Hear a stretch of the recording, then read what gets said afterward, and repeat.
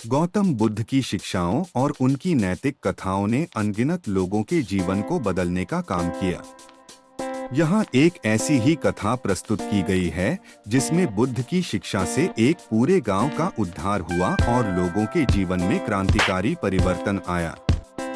इस कहानी में हम देखेंगे कि कैसे बुद्ध की सादगी, करुणा और बोध के मार्गदर्शन से गांव के लोगों ने अपने जीवन में सकारात्मक बदलाव लाने का संकल्प किया। गांव की दुर्दशा और बुद्ध का आगमन। यह कहानी एक ऐसे गांव की है जहां हर व्यक्ति अपनी व्यक्तिगत समस्याओं और दुश्वारियों में उलझा हुआ था। गांव के लोग स्वभाव से क्रोधी, अज्ञानी और स्वार्थी थे। वहां पर छोटे छोटे विवाद और कलह आम बात थी। किसी भी छोटी सी बात पर लोग लड़ाई झगड़ा करते और दूसरों के साथ द्वेष रखते थे। गांव में भाईचारा, सहयोग और प्रेम जैसी भावना का अभाव था। आर्थिक कठिनाइयों और आपसी झगड़ों के कारण गांव का माहौल अत्यंत अशांत और अव्यवस्थित था।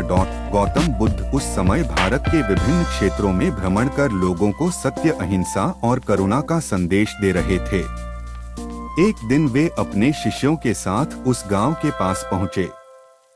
गांव का वातावरण देखकर बुद्ध को यह महसूस हुआ कि यहाँ के लोग गहरे दुख और अशांति में डूबे हुए हैं।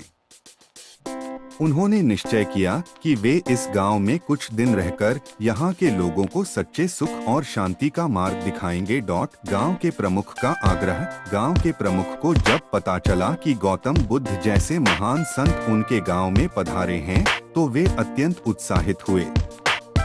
वे तुरंत बुद्ध के पास पहुँचे और उन्हें नम्रता पूर्वक गांव में कुछ दिन रुकने का आग्रह किया। बुद्ध ने उनकी विनती स्वीकार की और गांव के केंद्र में एक सभा का आयोजन किया गया, जहां पर सभी गांववासी उपस्थित हुए। यह एक ऐतिहासिक क्षण था क्योंकि लोग पहले कभी ऐसे व्यक्ति से नहीं मिले थे जो उनके दुखों का समाधान कर सकता था। पहला उपदेश, क्रोध और द्वेष से मुक्ति। बुद्ध ने अपनी सभा में सबसे पहले क्रोध और द्वेष के प्रभावों पर बात की। उन्होंने गांव वालों से कहा, क्रोध और द्वेष से भरा हुआ मनुष्य स्वयं को और अपने आसपास के लोगों को दुख में डाल देता है। जैसे जलते हुए अंगारे को हाथ में पकड़े रहने से हमारा ही हाथ जलता है, उसी प्रकार क्रोध और द्वेष भी हमें ही भीतर से नष्ट करता है। बुद्ध ने एक कथा सुनाई जिसमें एक व्यक्ति को अपने क्रोध के कारण जीवन में कई कठिनाइयों का सामना करना पड़ा। उस व्यक्ति ने एक बार क्रोध में आकर अपने मित्र को अपशब्द कह दिए, जिससे दोनों के बीच वर्षों तक दुश्मनी रही।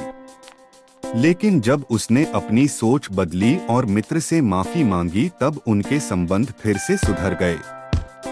इस कथा ने गांव वालों को अपनी समस्याओं का समाधान खुद में खोजने का एक नया दृष्टिकोण दिया। दूसरा उपदेश, सहनशीलता का महत्व। बुद्ध ने गांव वालों से कहा, सहनशीलता मनुष्य का सबसे बड़ा गुण है। यदि हम सहनशील होंगे तो हम न केवल स्वयं को बल्कि दूसरों को भी दुख से मुक्त कर सकते हैं। सहनशीलता का अर्थ यह नहीं है कि हम अन्याय सहें, बल्कि इसका अर्थ है कि हम अपनी प्रतिक्रियाओं पर नियंत्रण रखें और धैर्य बनाए रखें। उन्होंने सहनशीलता का एक उदाहरण दिया कि कैसे एक राजा ने अपने एक सेवक का सहनशीलता की परीक्षा ली थी। राजा ने सेवक के काम में बार बार बाधा डाली और उसे परेशान किया, परंतु सेवक ने धैर्यपूर्वक सब कुछ सहन किया और अपना कार्य पूरी निष्ठा के साथ किया। राजा ने अंततः उसकी सहनशीलता की प्रशंसा की और उसे बड़ा पद दिया। इस कथा से गांव के लोग धैर्य और सहनशीलता के महत्व को समझ गए और संकल्प लिया कि वे भी सहनशील बनेंगे।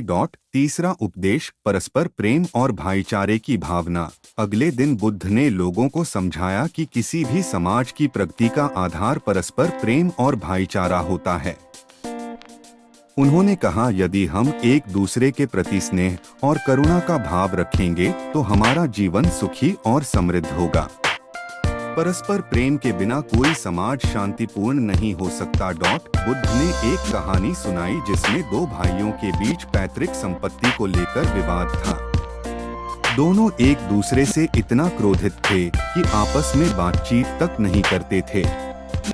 जब एक साधु ने उन्हें समझाया कि उनका आपसी प्रेम संपत्ति से अधिक मूल्यवान है, तो दोनों भाइयों ने अपनी संपत्ति के लिए लड़ना छोड़ दिया और प्रेम पूर्वक रहने लगे।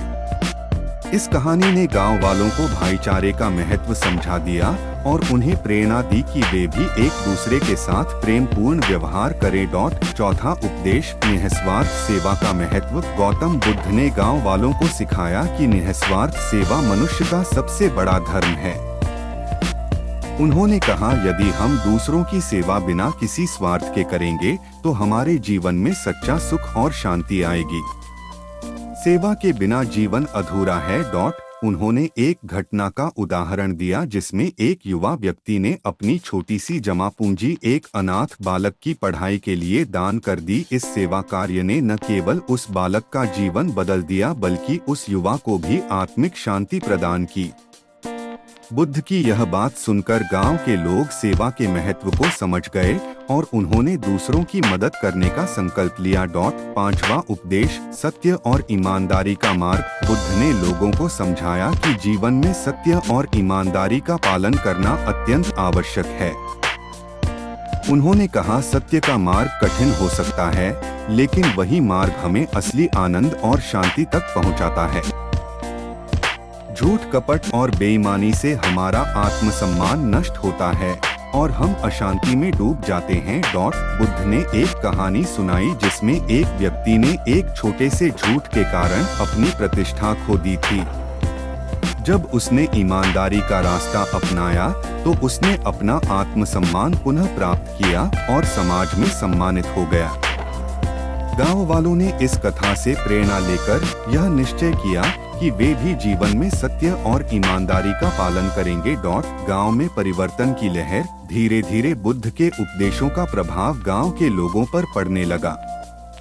गांव में सहनशीलता, प्रेम, सेवा और ईमानदारी का माहौल बनने लगा।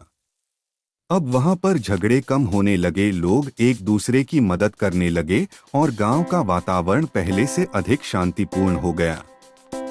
बुद्ध की शिक्षा के कारण गांव के लोगों का जीवन बदल गया और वहां एक नई ऊर्जा और सकारात्मकता का संचार हुआ। गांव के लोग अब नियमित रूप से एक दूसरे से मिलते, अपने विचार साझा करते और आपसी समझदारी से अपनी समस्याओं का समाधान करते। उनका जीवन अब पहले से अधिक शांतिपूर्ण और सुखद हो गया था। गौतम बुद्ध की शिक्षाओं ने उन्हें एक नई दिशा दी और उनके जीवन में सच्चे सुख का मार्ग प्रशस्त किया। निष्कर्ष, यह कहानी हमें यह सिखाती है कि गौतम बुद्ध की शिक्षाएं आज भी हमारे जीवन में उतनी ही प्रासंगिक हैं। सत्य, अहिंसा, प्रेम, करुणा और निस्वार्थ सेवा जैसे गुण हमारे जीवन को सुंदर बना सकते हैं और हमें सच्चे सुख का अनुभव करा सकते हैं। बुद्ध के उपदेशों को यदि हम अपने जीवन में अपना लें तो हम भी अपनी समस्याओं का समाधान पा सकते हैं और अपने समाज में शांति और प्रेम का संचार कर सकते हैं।